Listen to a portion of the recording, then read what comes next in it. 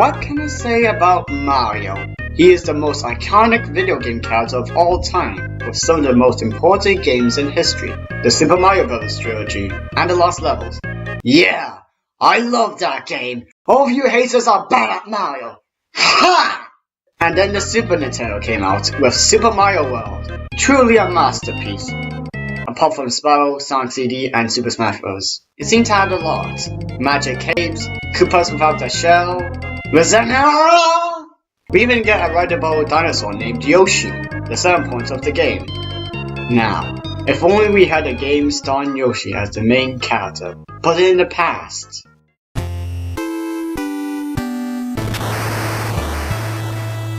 Whoa!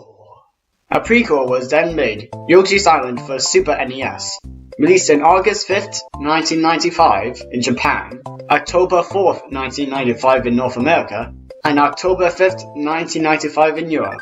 Alright Joe, why are you playing teensy weensy baby games where you can play manly games like Ultra Beast, Gauntlet? Gauntlet? What? TF2 and JoJo's Bizarre Adventure All-Star Battle? Anyway, like I said, this game is a prequel, telling the backstory of... Whoa! Super Mario World 2? Is this a sequel? I thought it was a prequel. This doesn't have anything to do with Super Mario World. Where do Koopalins, the Time Limit, the Super Mushroom? Well, unless you count the Mushroom Houses at the end of the game. Oh, look what you did! You made me spoil the game! Thanks a lot, Nintendo! I hate you!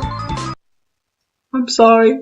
Anyway, the story begins with a store carrying two babies, Mario and Luigi, until a magic Koopa named Kamek kidnapped Luigi while Mario fell. But somehow, Mario survives from a great height and landed on Yoshi's back. If only.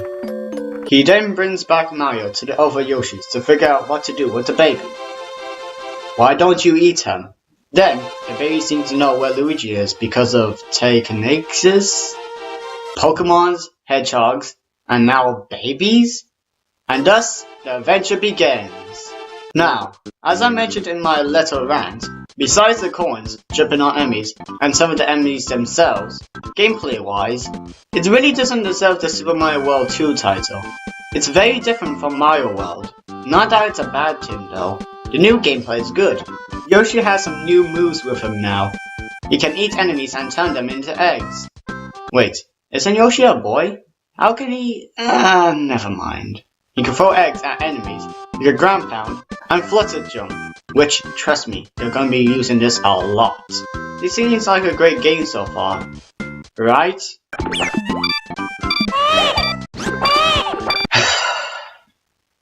Baby Mario is on your back the entire time. And once you get hit, Baby Mario goes into this bubble and he starts to cry. You know what? I had to go through piranha plants, giant chomps, and clouds that make everything go trippy, and you get the rest on my back, so shut your meatloaf. While Baby Mario is in the bubble, crying, this timer goes down, and when it reaches 0, these toadies, these toadies will grab Baby Mario, and you lose a life. Can also lose a life by getting crushed or touching spikes. I just really want to meet the developers and tell them what a great job they did on trying to kill me. So yeah, you could die quite a bit. But does that make the platforming any less exciting? Sort of, but I'll get to that later. There are also morph bubbles in some levels that will transform Yoshi into a car, helicopter, mole tag, submarines, and train.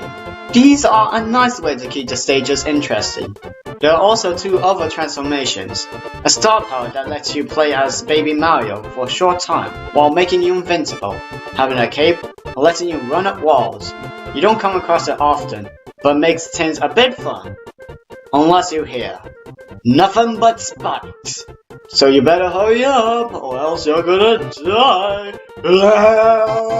Yoshi can also ski.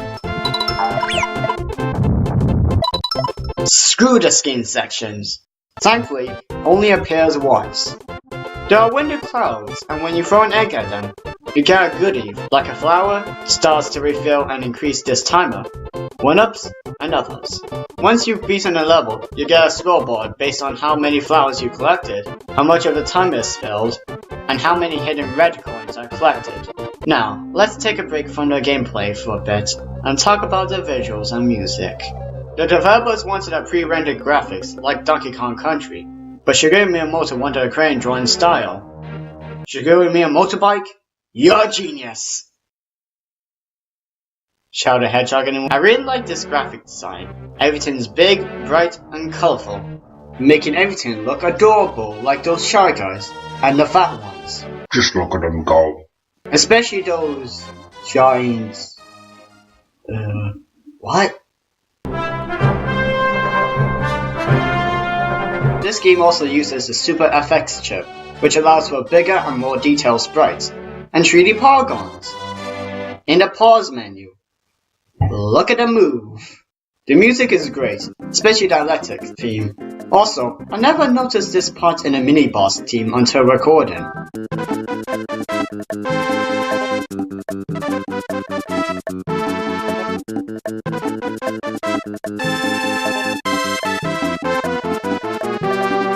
Now, the difficulty. And boy, do I have something to say. I already mentioned the skiing, the spikes and getting crushed. Baby Mario! But there's more. Some level are auto-scrollers. Screw them. Those fuzzies can make everything look really trippy, and it makes playing the game very awkward. These spike enemies can't be eaten or be killed with an egg. You have to avoid them, which at times is hard to do. These mice aren't too bad, but those noises are irritating. And these plays when you're on the ice too! Really? But those bandits, are just the worst. They come out of nowhere. They just won't die with one jump. And they even steal Baby Mario, so you had to hit this again. Just die already, will ya? But the worst level out of all of them is a very long cave. For one, it's an auto-scroller, which is enough to make my blood boil. But it doesn't just go left to right or vice versa. Oh no! It goes up, down, left, right, up, left, down, right, and everywhere. It's a bit slow, so why is it a problem? Because there are multiple paths. But oh no, don't go that way. This stage has to keep moving wherever it wants to go. At least the forts and castles are fun. They always look really scary. Is that missing now? Hey everybody, it's the Mess No Good Show! Hey, oh my god! Look at Yoshi! He's having a seizure! It must be from those fuzzies! Anyway, these are great fun. They're hard, but not too hard. In most areas. And while they can be a bit mazy at times, it's not too annoying. Is mazy a real word? I'm not saying that it's super hard. It just goes easy to hard, like a video game should. Just be careful, cause it'll throw you off guard. Anyway, on to the bosses. Now, I won't go over every boss like I usually do. This may make some of you very happy, but I'll be back. Anyway, they're all pretty fun. These enemies can be affected by Kavek's magic, making them larger. They're all really challenging and great. They all have different ways to defeat them. But Kavek doesn't affect this frog. Instead, it's you. And he eats you. And you fight it. In its belly. Get in my belly! Ew. Oh, and there's also Naval Piranha. Now everyone says that this boss is really hard, so you really... Oh my. The final level is short, and I mean really short. And, while not really hard, I had some intense moments. At the end of this annoying part, you get to fight Kamek himself. I mean Bowser. Baby Bowser. Aww. So you had to fight Baby Bowser in a pretty easy boss fight. But then, oh my god. Biggest Bright is right. This boss consists of you throwing eggs at Baby Bowser. But, while he's big, he's too far away, making it hard to know where to aim. And he moves towards you. Die, die, die, die, die, die, die, die, die! Whew! After that, we rescue baby Luigi and the stork that was carrying the babies. Because evil! The credits roll, and baby Mario and baby Luigi gets delivered to their parents' house. And now what? What do? Can't do anything. Retrominimii signing out. Oh yeah, there's also the Game Boy Advance remake. I recommend getting this one because of its portability and better sound quality. I didn't know where to put this in a script, so this is a last minute addition. Buy it!